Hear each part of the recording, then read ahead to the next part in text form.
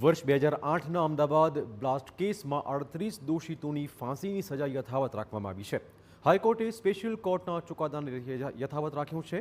અન્ય 11 દોષિતોની આજીવન કેદની સજા પણ યથાવત રાખવામાં આવી છે. મૃતકોને 10 લાખ રૂપિયા ચૂકવવા હાઈકોર્ટે હુકમ કર્યો હતો. ગંભીર રીતે ઘવાયેલાઓને 5 લાખ વળતર પેટે આપવા માટેનો આદેશ આપી દેવાયો છે. માર્ચ 27 સુધીમાં તમામને વળતર ચૂકવવા સરકારને આદેશ કરાયો છે.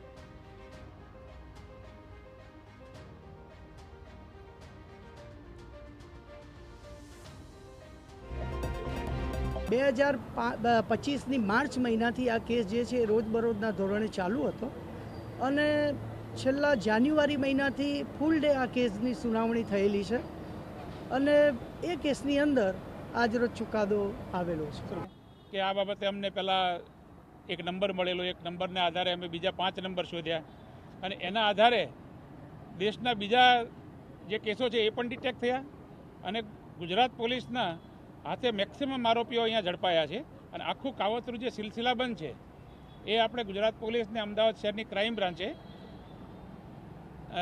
આખું સોલ્વ કર્યું છે. 2008માં અમદાવાદમાં થયેલા શ્રેણીબદ્ધ બોમ્બ વિસ્ફોટમાં વિશેષ કોર્ટે 38 આરોપીઓને ફાંસીની સજા ફટકારી હતી. જે બાદ સજાની પુષ્ટિ માટે સરકારે હાઈકોર્ટમાં અરજી કરી હતી અને 48 આરોપીઓ પણ નીચલી કોર્ટની સજા સામે હાઈકોર્ટ પહોંચ્યા હતા. જે મામલે સ્પેશિયલ કોર્ટના ચુકાદા સામે હાઈકોર્ટમાં નિયમિત સુનાવણી ચાલતી હતી.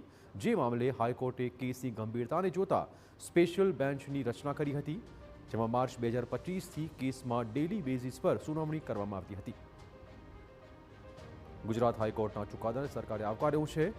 નાયબ મુખ્યપ્રધાન હર્ષ સંઘવીએ કહ્યું હતું કે ગુજરાત હાઈકોર્ટે ઐતિહાસિક ચુકાદો આપ્યો છે, જેમાં 38 દોષિતોની ફાંસીની સજા યથાવત રખાઈ છે. તેનાથી સ્પષ્ટ થાય છે કે દેશમાં આતંકીને માફી આપવામાં નહીં આવે.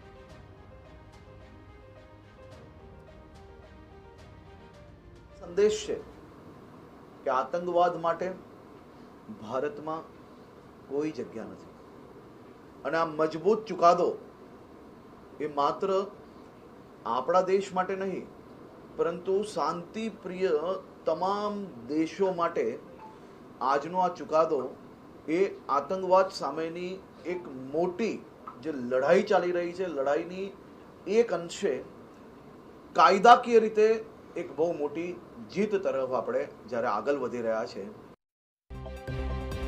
તો 26મી જુલાઈ 2008ના રોજ અમદાવાદના અલગ અલગ 20 સ્થળો પર થયેલા 21 શ્રેણીબદ્ધ બોમ્બ વિસ્ફોટમાં 56 નિર્દોષના મોત થયા હતા અને 200થી વધુ લોકો ગંભીર રીતે ઘવાયા હતા. આ કેસમાં અમદાવાદની વિશેષ કોર્ટે દેશના ઇતિહાસમાં પહેલીવાર એક સાથે 38 આરોપીને ફાંસીની સજા ફટકારી હતી. આ કેસમાં વિશેષ કોર્ટમાં ચુકાદો આપનાર પૂર્વ ન્યાયાધીશે TV9 સાથે વિશેષ વાતચીત કરી. ન્યાયાધીશ અંબાલાલ પટેલે કહ્યું કે મારા દ્વારા જે ચુકાદો આપવામાં આવ્યો હતો તેને હાઈકોર્ટે મંજૂર રાખ્યો છે. અમદાવાદ 2008 અને સુરતમાં જે બ્લાસ્ટ કેસની તપાસનું કામ મહેનતભર્યું હતું, સતત 5 વર્ષ સુધી કોરોના કાળમાં પણ કેસ ચલાવાયો હતો. Ahmedabad crime branch, Surat crime સહિતની ટીમ દ્વારા ખૂબ મહેનત કરવામાં આવી હતી અને દેશહિત અને સમાજના હિતમાં આ ચુકાદો સંભળાવવામાં આવ્યો.